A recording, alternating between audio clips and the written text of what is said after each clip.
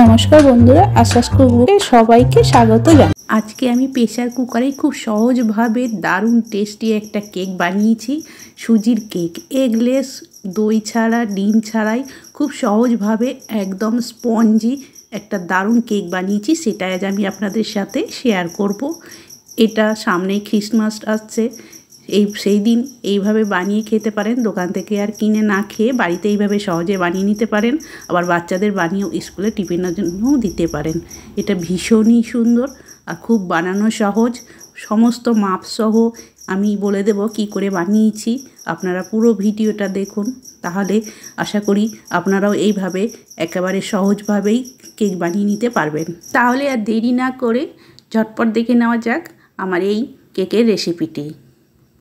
এখানে আমি কেক বানানোর জন্য দেখুন একটা বাটি নিয়ে নিয়েছি। এবার আমি সমস্ত মাপ সহই এখানে দেখাচ্ছি। 1 কাপ নিলাম সুজি আর হাফ কাপ নিলাম চিনি। চিনিটা আমি গুঁড়ো করে নিয়েছি। আর 1/4 কাপ দিলাম সাদা তেল। মানে আপনারা যেটা মাপ নেবেন সেই মাপেই কিন্তু সমস্ত কিছু দিতে হবে। আর 1 কাপ দিয়ে দিলাম দুধ। তার মানে 1 কাপ সুজি আর 1 কাপ সুজির জন্য নিয়েছি 1 কাপ দুধ আর হাফ কাপ নিয়েছি চিনি। আর 1/4 কাপ মানে হাফ কাপেরও হাফ কাপ নিয়েছি সাদা তেল। এই মাপটা ঠিকঠাক মতো রাখলেই কিন্তু কেকটা সুন্দরভাবে হবে। দেখো ওগুলো সব মিশিয়ে নিয়ে এবার আমি ঢাকা দিয়ে এটা 10 মিনিটের জন্য রেখে দিচ্ছি সাইডে সরিয়ে দিয়ে। এবার যে কেক টিনটাতে আমি কেক বেক করব সেই একটা কেক টিন নিয়ে নিলাম। মানে ঘরে যে কোনো পাত্র দিয়েই, অ্যালুমিনিয়ামের হোক বা স্টিলের হোক, সেই পাত্র দিয়েই বানিয়ে নেওয়া যাবে। আমার কাছে একটা পুরো অ্যালুমিনিয়ামের এরকম বাটি ছিল, সেটাই নিয়েছি। নিয়ে তেল ব্রাশ করে তার মধ্যে একটা বাটার পেপার দিয়ে দিলাম। আপনাদের কাছে যদি বাটার পেপার না থাকে তাহলে লেখার যে সাদা কাগজটা হয় সেটাও এভাবে তেল ব্রাশ করে দিয়ে দিতে পারেন। তেল ব্রাশ করা হয়ে গেছে। এবার আমি একটা প্রেসার কুকার নিলাম। এই প্রেসার কুকারেই আমি কেকটা বেক করব।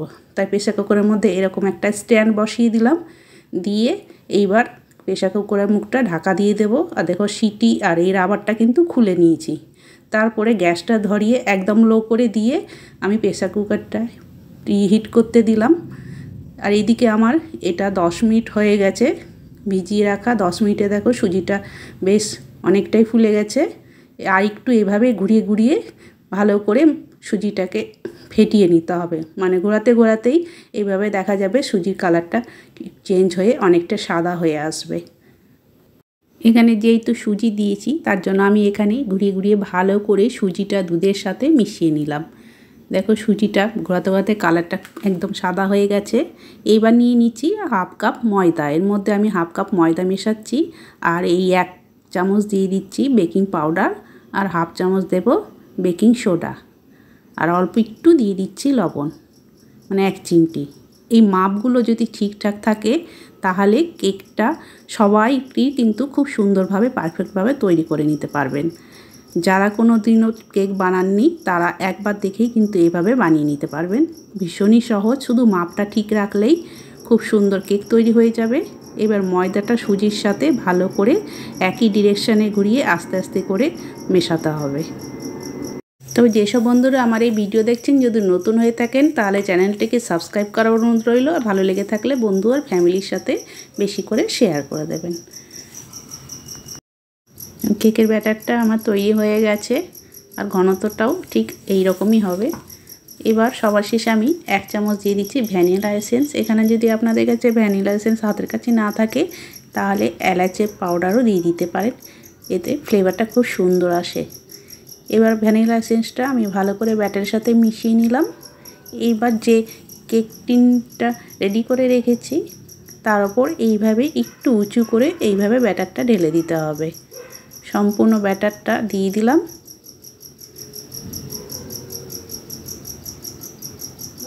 আর দেখতেই পাচ্ছেন ব্যাটারটা কেমন হয়েছে। মানে 1 কাপ সুজিতে 1 কাপই দুধ রাখবেন, মাপটা ঠিক রাখলে ব্যাটারটা এইরকমই হবে। আর খুব সহজভাবে কেকটা তখন তৈরি হয়ে যায়। এবার বাটিটা এইভাবে একটু ট্যাপ করে নিচ্ছি। তারপর প্রেসার কুকারের ঢাকনাটা খুলে খুব সাবধানে আমি বাটিটাকে সাঁড়াশিতে ধরে সাবধানে বসাচ্ছি, কেন প্রেসার কুকারটা গরম তো। আমি প্রায় 10 মিনিটের মতনই প্রিহিটে রেখেছিলাম। এইবার ঢাকা দিয়ে এটা আমি 45 মিনিট মতো বেক করে নেব। আমি এখানে 30 মিনিট পরেই ঢাকাটা খুলে নিচ্ছি প্রেসার কুকারের। এখানে কিছু কেকের ওপর আমি ড্রাই ফ্রুটস দেবো, তাই এই সময় আমি ড্রাই ফ্রুটসগুলো দিচ্ছি বাদাম আর কিশমিশ আর কিছু টুটি ফুটি আছে সেটা দিয়ে দিচ্ছি।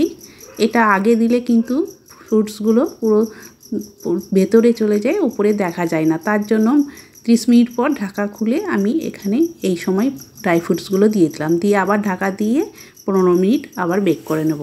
হিটটা লো হিটেই আছে, কিন্তু লো হিটে রেখেই আমি বেক করছি। এবার 15 মিনিট পর ঢাকাটা খুলে আমি এবার একটা টুথপিক দিয়ে চেক করে নিচ্ছি। দেখুন টুথপিকটা পুরো ক্লিন এসেছে, তার মানে বেক হয়ে গেছে। এবার আমি প্রেসার কুকার থেকে কেকটা বের করে নিচ্ছি। দেখুন সারাশি ধরে সাবধানে, আর দেখুন ফুলে কতটা হয়েছে আর কত সুন্দর মতো বেক হয়ে গেছে।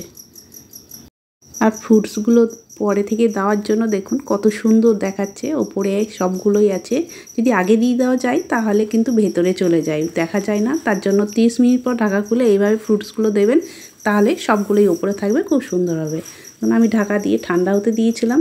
এবার ঢাকাটা খুলে নিলাম, হাত দেওয়া যাচ্ছে মানে পুরো ঠান্ডা হয়ে গেছে। এবার একটা চাকু দিয়ে প্রথমে এইভাবে সাইড ঘুরিয়ে নিয়ে তারপরে ডিমোল্ড করে নিচ্ছি। দেখুন খুব সহজেই ডিমোল্ড হয়ে যাচ্ছে।